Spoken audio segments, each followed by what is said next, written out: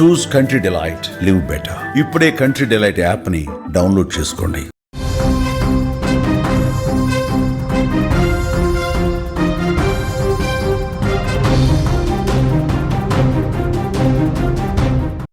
Breaking news చూస్తున్నాం. హైదరాబాద్ లో దారుణ ఘటన చోటు చేసుకుంది.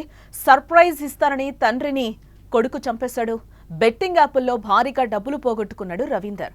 తండ్రి అడగడంతో ఫ్రెండ్స్ కి ఇచ్చానని అబద్ధం చెప్పాడు. రోజులు గడుస్తున్నా డబ్బు తిరిగి తేకపోవడంపై తండ్రి ఆగ్రహం వ్యక్తం చేశాడు. సర్ప్రైజ్ ఇస్తానని తండ్రినైతే పిలిపించాడు రవీందర్. కంఠంలో కత్తి దించి తండ్రిని చంపేశాడు రవీందర్. ఆత్మహత్యగా చిత్రీకరించే ప్రయత్నం చేశాడు. పోలీసుల విచారణలో అసలు విషయాలు బయటపడుతున్నాయి.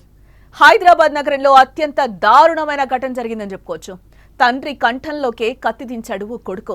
సర్ప్రైజ్ అంటూ నిర్మానుష్య ప్రాంతానికి వెళ్లి కళ్లకు గంతలు కట్టి కసిదీరా కత్తి దించి చంపేశాడు. ఆ తర్వాత ఆత్మహత్య అంటూ నాటకమాడాడు. కానీ అసలు విషయం బయటపడటానికి ఎక్కువ సమయం అయితే పట్టలేదు. అసలు తండ్రిని చంపాల్సిన అవసరం కొడుకేం వచ్చింది? సర్ప్రైజ్ అంటూ నిర్మానుష్య ప్రాంతానికి వెళ్లి ఎందుకు చంపేశాడు అనే ప్రశ్నలకు జవాబులు వెతికితే కళ్ళు బయలుగమ్ముతున్నాయి. ఈ హత్య వెనుక బెట్టింగ్ భూతం ఉంది. హనుమంతు వనపర్తి జిల్లా నుంచి ఉపాధి కోసం హైదరాబాద్ వచ్చి గోపన్పల్లి ఎన్టీఆర్ నగర్ కు వలసొచ్చి మేస్త్రిగా పనిచేస్తున్నాడు. అయితే ఇటీవల హనుమంతు ఇంటి దగ్గర తన పేరు పైన ఉన్న భూమి తనఖా పెట్టి 6 లక్షలు అప్పు తెచ్చి ఇంట్లో దాచాడు. ఇది గమనించిన కొడుకు రవీందర్ పలు బెట్టింగ్ యాప్ల్లో డబ్బులు పోగొట్టుకున్నాడు. 6 లక్షల మీద కన్నేసిన రవీందర్ పలు దఫాలుగా 2.5 లక్షలు కాజేశాడు కూడా. గమనించిన తండ్రి గట్టిగా మందలిస్తే ఫ్రెండ్స్ కి ఇచ్చాను, ఎక్కువ వడ్డీ ఇస్తారంటూ నమ్మించాడు. రోజులు గడుస్తున్నా డబ్బు తిరిగి రాకపోవడంతో రవీందర్ పై తండ్రి హనుమంతు ఒత్తిడి పెంచాడు. దీంతో ఎలాగైనా నా బండారం బయటపడుతుందని భావించిన రవీందర్ పెద్ద స్కెచ్ వేశాడు. తనని ప్రేమతో పెంచి పెద్ద చేసిన తండ్రిని అంతం చేయాలని పంతం పట్టాడు. తండ్రితో ప్రేమగా ఉన్నట్టు నటించసాగాడు. బుధవారం సాయంత్రం తన ఫ్రెండ్ మన డబ్బుతో పాటు గిఫ్ట్ కూడా తెస్తున్నాడు, నీకు సర్ప్రైజ్ ఇస్తాను నాన్నోయ్ అంటూ నమ్మించాడు. కళ్లకు గంతలు కట్టాడు. ఎవరూ లేని ప్రాంతం ఎంచుకున్నాడు. అక్కడికి తీసుకెళ్లాడు. అప్పటికి అక్కడ సిద్ధం చేసిన కత్తితో గొంతులో పొడిచి చంపేశాడు. తర్వాత నాన్న ఆత్మహత్య చేసుకున్నాడంటూ బంధువుల్లో ఒకరికి ఫోన్ చేసి చెప్పాడు. అందరినీ అలానే నమ్మించాలని చూశాడు. కానీ పోలీసుల ముందు రవీందర్ పప్పులుడకలేదు. 4 పీకి మరీ నిజం కక్కించారు పోలీసులు.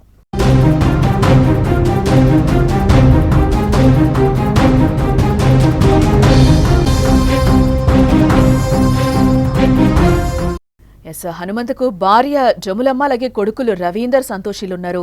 హనుమంత్ ఇటీవల తన భూమిని కూదబెట్టి 6 లక్షలు అప్పు తీసుకుని ఇంట్లో పెట్టాడు.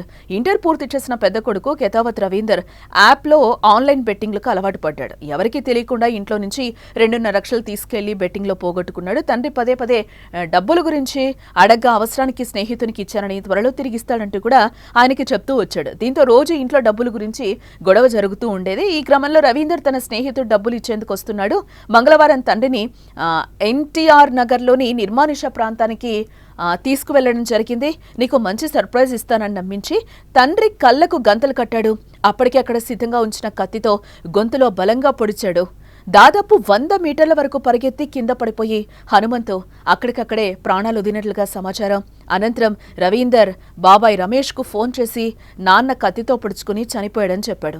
ఆత్మహత్యగా కుటుంబ సభ్యులకు బంధువులను నమ్మించి మృతదేహాన్ని అంత్యక్రియల కోసం కోతులకుంట కూడా తరలించడం జరిగింది. కాగా ఈ విషయం తెలుసుకున్న గచ్చిబౌలి పోలీసులైతే ఘనపూర్ పిఎస్ కు సమాచారం ఇచ్చారు. అంత్యక్రియలు నిర్వహిస్తే అందరిపై కేసు నమోదవుతుందని హెచ్చరించి మంగళవారం రాత్రి హనుమంతు మృతదేహాన్ని తిరిగి గచ్చిబౌలి పిఎస్ కు తీసుకురావడం జరిగింది. మృతదేహంతో పాటు వచ్చిన రవీందర్ ను విచారించగా తానే హత్య చేశానని ఒప్పుకున్నాడు. నిందితుడిని అరెస్టు చేసి రిమాండ్ కి కూడా తరలించడం జరిగింది పోలీసులు.